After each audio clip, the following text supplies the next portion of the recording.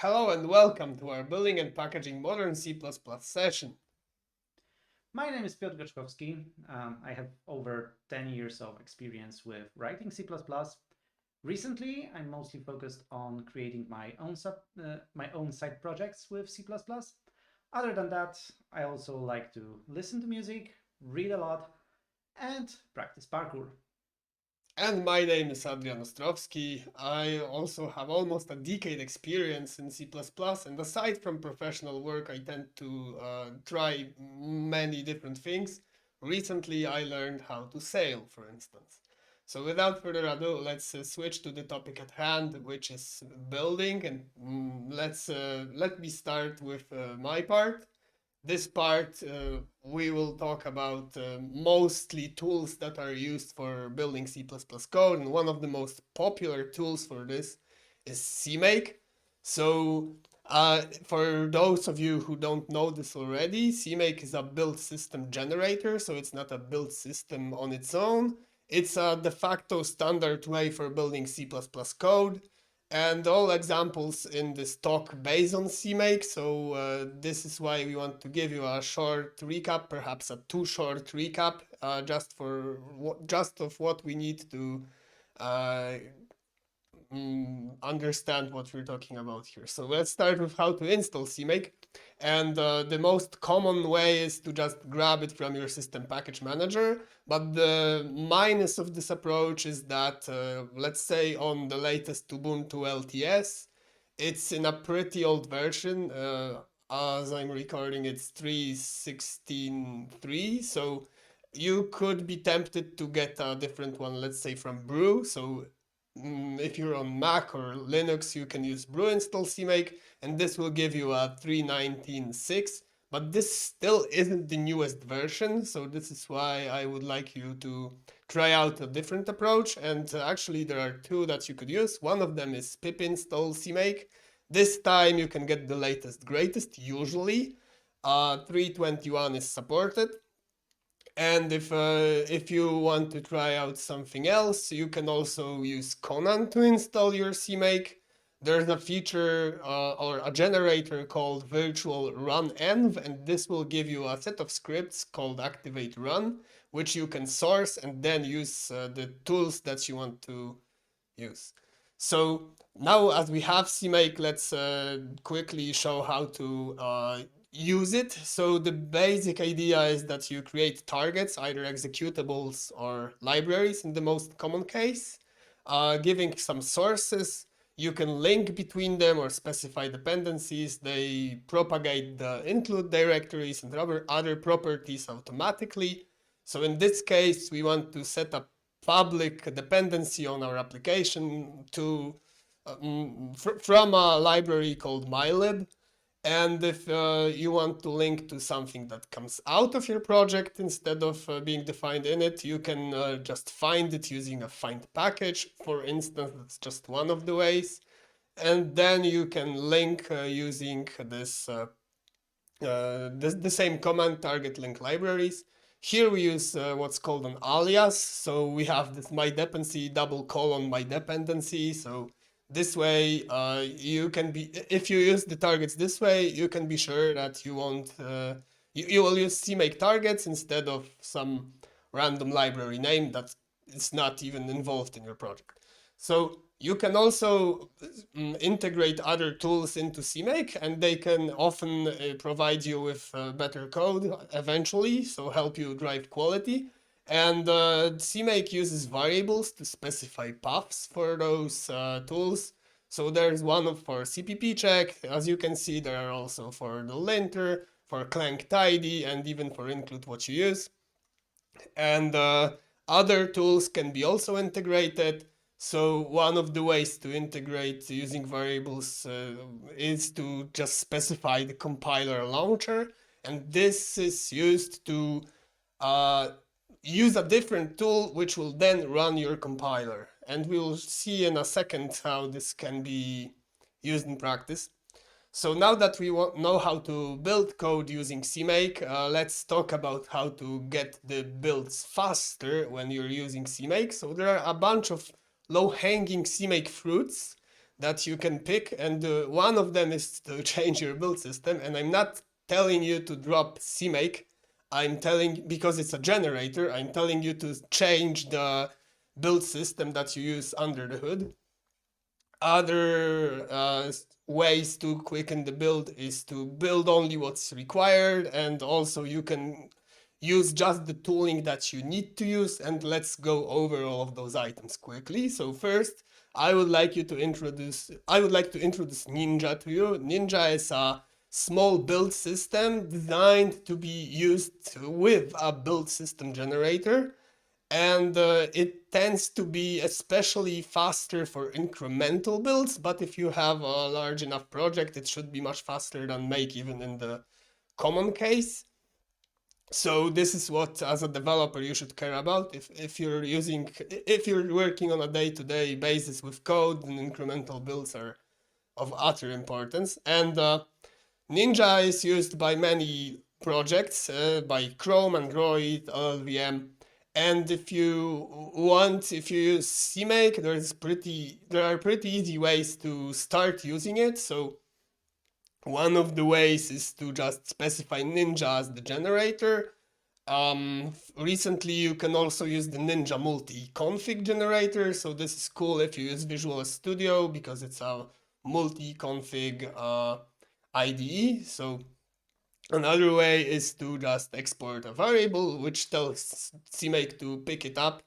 So that's basically it for generating. And then if you want to build using Ninja and Cmake, then you have two ways of invoking it. So either you can just type Ninja and it will automatically determine what number of jobs it should spawn.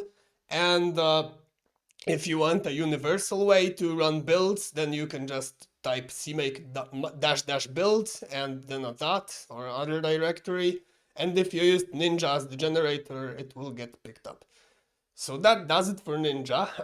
Another way to speed up your builds is to build only what's required. So many developers tend to remove their build directories, recreate it, then rerun cmake, then run make-j or make-j all. And this is pretty often not what you should do. You should just type cmake --build and then specify a target which you want to build. So this has several advantages.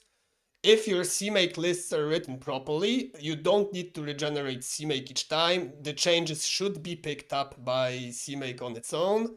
So if you use globs, it's a common anti-pattern which makes you unable to use this advantage of cmake.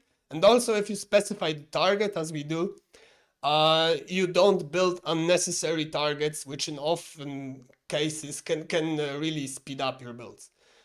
So without building not needed things, maybe we shouldn't also run tools that we don't need. And I had a case personally when I was using include what you use. It's a great tool to analyze what you should include and forward declare.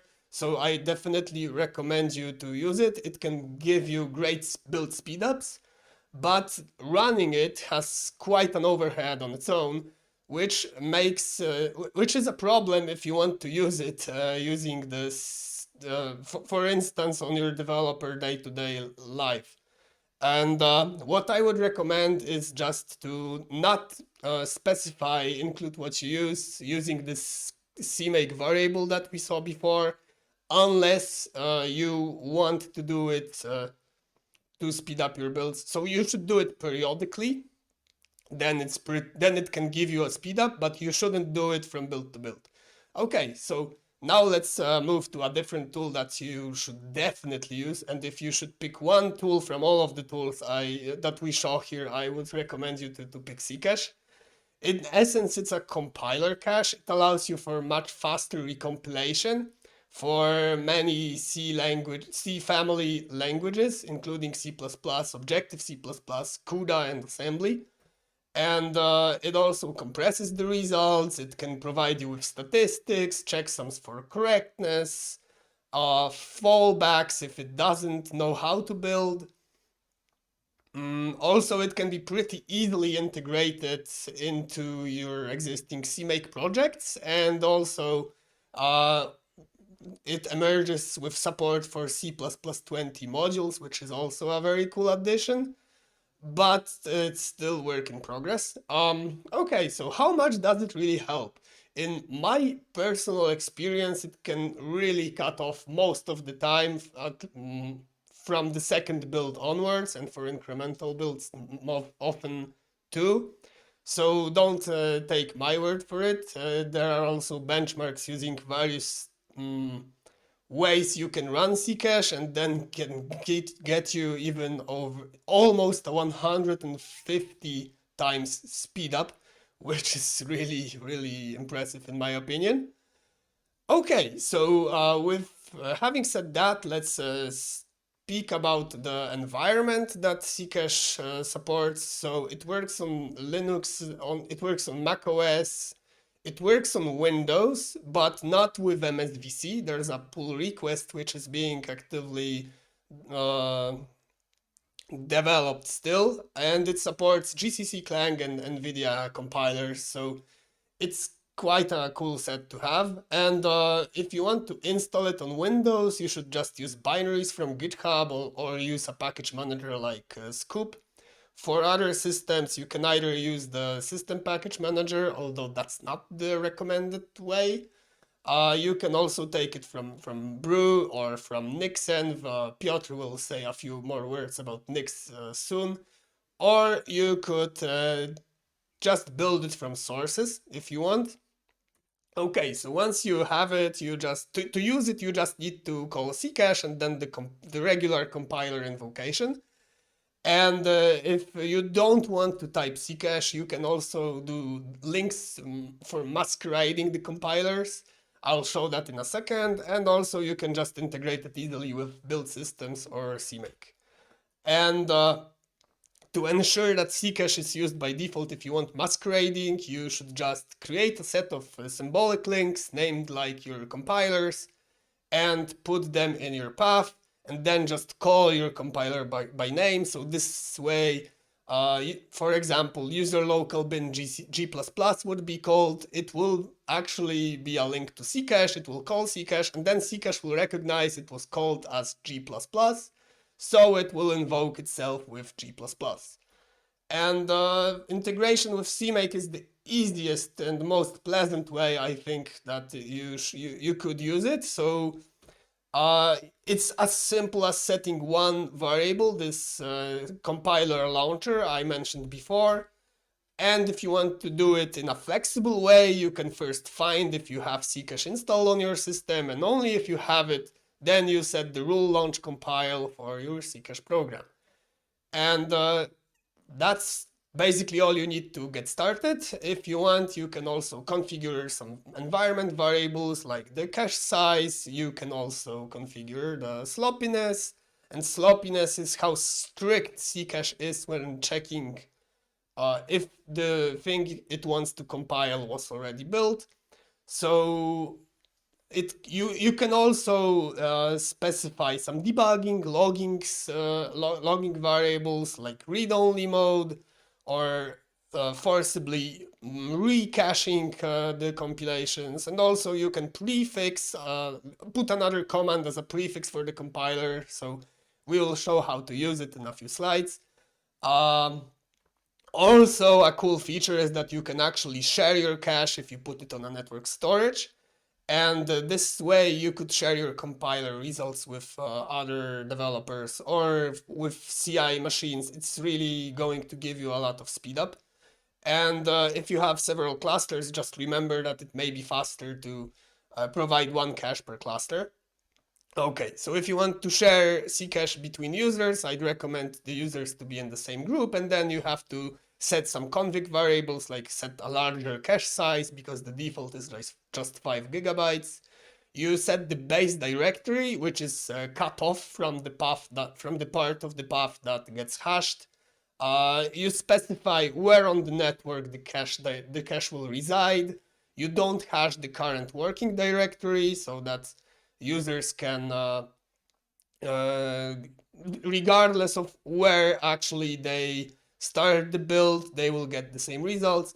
Also, it's recommended to have the temporary directory on your local system instead of the network file system. And also you need to set a mask so that other users will be able to share the cache with you. And having said that, there are caveats. I mean, there is one caveat that I want to point at, and it's that Ccache is unable to cache results from Clang-based tools. So if you want to use Clang Tidy on a build-to-build basis or include what you use, Ccache unfortunately won't cache you the results from those tools. Okay, so that's about Ccache. So what else a developer needs? And I know one such thing, and I think everyone could use some ice cream. And ice cream is also, instead of being just desert, it's a fork of dist.cc. It's an excellent tool to distribute your builds, and it has several features. So the main one that distinguishes it from dist.cc is the scheduler, and it's smart, so it only uses free resources on your machine. So if you want to play some video games while still working, other users will use just the idling course of your machine, so you won't get any slowdowns from your video games, let's say. And also, even if you have many different VMs or operating systems, Ice Cream can handle that. It can still provide you with good performance. It measures performance of each host and can schedule work adaptively. Some machines can be off during compilation and it will treat it correctly. You can even cross-compile remotely using this tool, and there are also possibilities to monitor what's going on in the cluster. So having said that about the features, how much does it help? And don't get my word for it. You have a developer from Mozilla, and they really got quite the speed up here. So as you can see, they basically cut the three quarters of their time from the build by just switching to ICC, which is pretty nice. And another benefit is that the local machines tend to be more responding. So let's now talk about how you can see what's going on in the cluster. And there's another perfect dessert called Sunday, and it's a tool that runs in the console and allows you to examine the whole cluster. So having said all of that about monitoring, how does it actually work? So we have a scheduler, and it's a central part of ICC. IceMon or Sunday are two tools to monitor your cluster, so they connect to the scheduler and get information from it. Also, you have daemons, which can run on your machines or some build servers, or even some different operating system that you have, and it all, well, plays nicely pretty much out of the box. So we see Linux and Mac on this picture. So other supported environments could be FreeBSD or Cygwin. Unfortunately, Ice Cream is still not available on Windows. But on the other systems, it's pretty easy to start using it. So if you want to install it, you just need to either get it from your operating system's package manager. It's the recommended way, but it has some caveats. So you should be sure, you need to be sure that you run version 1.3.1 or later, because older versions tend to have some issues. They don't fall back gracefully when you encounter problems when building on a remote host. If you have some firewall requirements, you can also specify some ports, but by default it should just work fine. If you want, you can also specify a persistent connection to one scheduler, but usually the schedulers can choose one leading and the other switch to being just backups. And also Ice Cream can be used with Ccache together. So the easiest way is to just go to the Ccache config file and add this prefix command, which just points to ICC. And that's the easiest and the most effective way of integrating the two. If you don't want to do it, if you don't want to use Ccache but still want to use Ice Cream, you can just put the binary path with masqueraded links to your path variable. So it's pretty similar to how Ccache got integrated. And another different approach would be to go to your Cmake lists, and similarly to Ccache, you can just specify a launch compile variable. Okay, so let's move to some caveats. So for once, there were some bugs in the older versions, we already mentioned that. Another caveat of Ice Cream is that it only supports GCC and Clang, so if you're using other compilers, it might not work. And also some cross-compilation cases are tricky, so for instance, it's not always easy for the tool to recognize when you're doing native builds, when you're doing cross compilation builds, especially if your compilers tend to have non-standard names. And if those caveats block you from Ice Cream, I still recommend trying Ice Cream if you can, because it's free. But if you cannot, one of the cool commercial alternatives is Incredible. It can run on Windows and Linux, and it also supports other compilers that Ice Cream has issues with. And also, it's able to distribute your tests, and it's using Ccache under the hood, so pretty much a similar way to how you can cache it, the results. Okay, and another alternative is to run sccache, and this is Mozilla's Ccache equivalent, and it also has Ice Cream style capabilities. Distributed compilation is pretty similar. And if you're using Rust, then sccache tends to target Rust pretty much, and also it can run the CUDA compilers, all of those on Windows, Linux, and macOS. But it's not production ready yet, and their last release was in January, I think. Okay, so that does it for the compilation, the distributed compilation part, and I think now it's time for a switch. So, Piotr, welcome to the stage. Welcome back. Hello again. Well, Adrian mentioned a lot about getting your builds quicker and making the most out of your CPU. My goal would be to show you how to make yourself more comfortable with what you already have. So let's start with a common problem about portable build environments. How to make sure everyone's playing the same toys. So one most obvious answer to this question would be we should all use the VMs, because with VMs all the software comes pre-installed. It is easy to distribute VMs, fairly easy at least. Well, we know that VMs might not be especially pleasant to use because they take some CPU, they take some memory, so that's the downside. But other than that, they should be pretty cool. But are there better ways? Maybe. So one alternative is to use containers. Containers are a hot topic for at least the last 5 years. They're new, shiny. Everybody loves containers, so that's definitely for sure.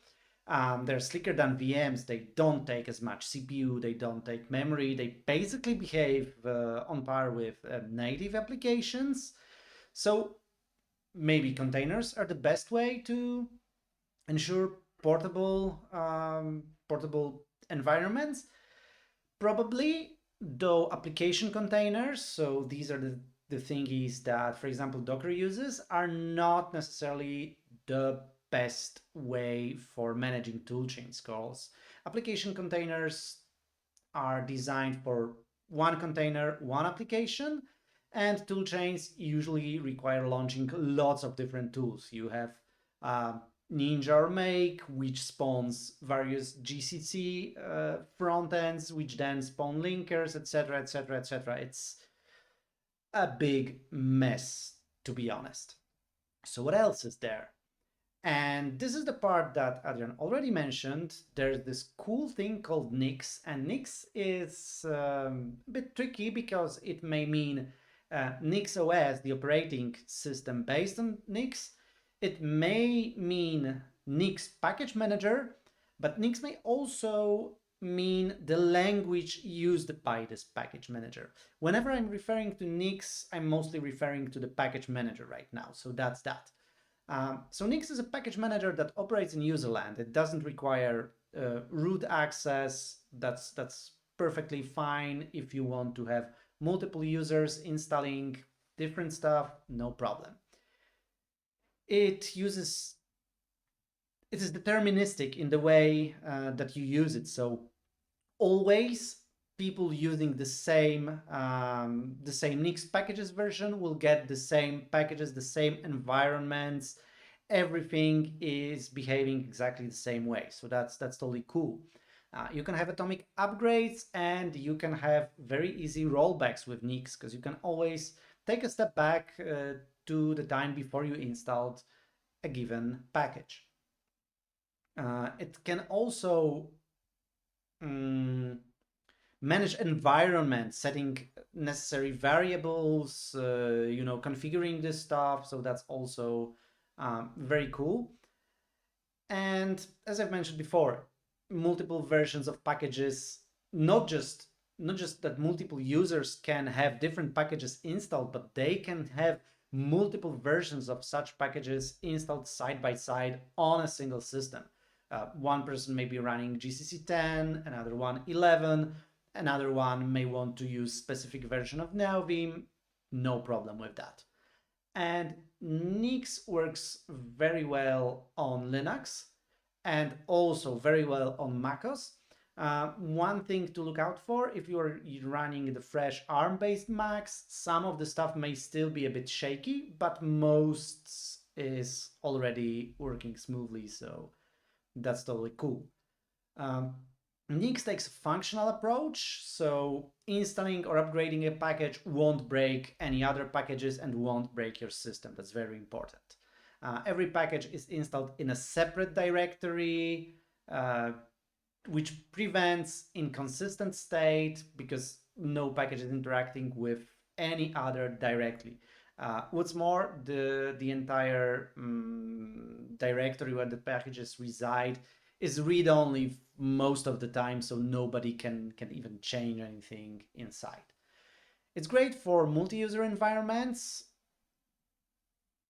That's understood, but you can even make it better if you start using it with direnv. Direnv uses Nyx Shell, so basically it creates a new pre-configured shell with Nyx packages, and it automatically sets up the development environment whenever you enter a directory. So you change your directory to source/your project, and if there's a .envrc file, then direnv takes care of installing all the packages, setting all the variables, maybe also those containing secrets, whatever you want. It is already there. So all the developers in your entire organization have exactly the same stuff installed, and there is no, well, it works on my machine. How does it look like then? Here's an example of a .envrc file. The use_Nyx is the most important part. And there's the Nyx file that in this example says that we want to have a GCC 11 environment that has Cmake installed, Ccache installed, GCC 11 of course, Git, make, and ice cream. How does it compare to other package managers? So it's still not as easy to use as Homebrew. If you want to create your own packages or if you want to update something that hasn't been updated upstream, it may give you some headaches. That's definitely true. Getting a working GCC compiler from Git, for example, is extremely tricky. So if it's been already released, that's fine. If you want to live on the bleeding edge, then, well, you want to live on the bleeding edge. It's up to you. There's also an alternative called new Guix, which uses Scheme, which in turn is a dialect of Lisp. If you are also a Lisper, then maybe this would be a better alternative. This also works with direnv, so it's more or less an Nyx alternative. I'm not entirely sure how up to date it is with packages, but it's something to consider anyway. So if you have all the stuff already installed, you have the Ccache, you have ice cream, you have everything you need, you may also want to consider using Git Hooks.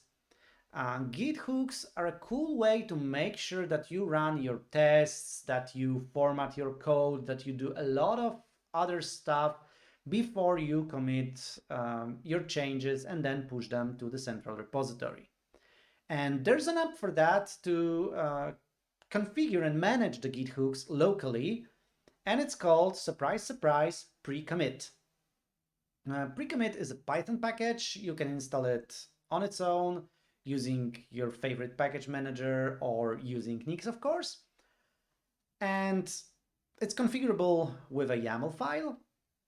So you configure the repos that contain the pre-commit hooks that you want.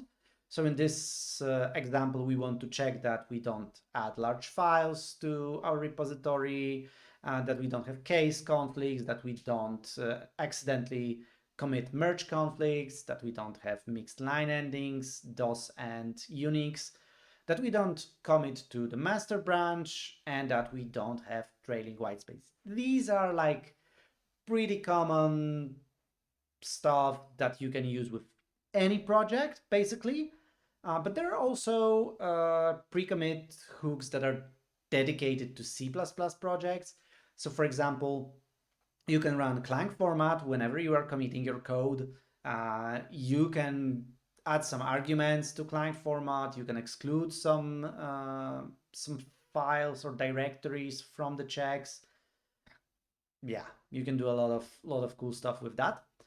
You can run Clang tidy each time you commit any new code, which is something that you should probably be doing. It's very nice, very useful. And you can also use other linters, Oscillin and Crustify.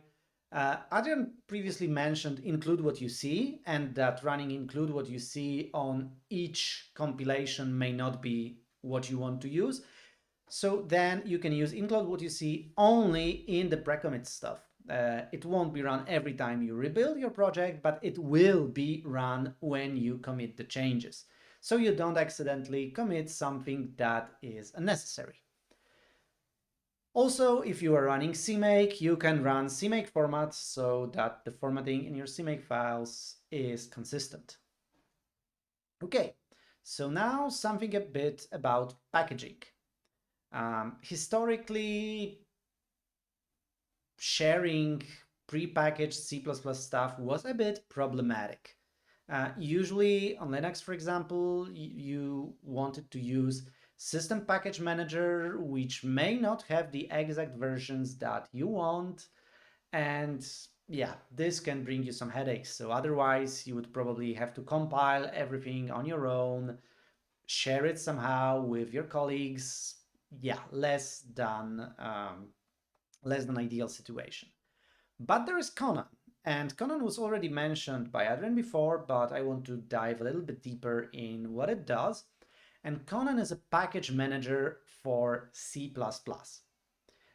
It's written in Python, and it behaves kind of like PAP or NPM or Gem if you are used to those tools. But instead of being, PAP, NPM, Gem are all for interpreted languages. So it's rather easy to make it work cross-platform. With C++ and with different tool chains, different compilers, different cross-compilers, the situation is a bit more difficult. But fortunately, Conan handles that. It has a full toolchain support. It handles different compilers, different different C++ runtimes, all stuff like that. And what's more, it also uses binary files whenever it is possible. So it's very cool and very quick to use if you are using rather common configuration. If you're not using a common configuration, it's still most of the time more convenient than to use native packages or packages compiled by hand. So if you want to install Conan, Brew is one way to do it. Nyx, of course, is another way to do it. Oh my, I have no idea why I've written Ccache here. It should be Conan, trust me. And you can also use pip to install Conan because it is, after all, written in Python. There are some downsides to Conan as well, which should be pretty obvious if you think about it, but they are still worth mentioning. So binaries might be missing for your platform. That's true. But if that's the case and this is something that prevents you from using it, you may consider running your own artifact storage and put your binaries there. So you would use a local cache that will speed things up. Conan sometimes resorts to system packages in a weird way. I had this case, I think, at least with ffmpeg. Not sure if this is something that's general or not, but you should be aware of that it's not 100% userland stuff. And Conan is still being developed in a pretty fast-paced way. The generators change, the way that you should use it, the way that you should write packages changes a lot. But this is also something that should become much more stable with the 2.0 release. I hope pretty soon. So even in its current scope, I say give it a try because it will probably solve at least some of your headaches. Another downtime is that creating your own packages still requires some skill. So it's not that you would just put your binaries someplace and that's all. It requires a bit of crafting, but also it's not that hard and it uses Python most of the time. So this is rather a nice language to use. Of course, it's not C++, but you know, it's not also something quite exotic like Cmake may seem. So that's about Conan's downsides. I assure you that most of you can live with that. Here's an example of a Conan profile or a Conan configuration, because Conan is based on profiles.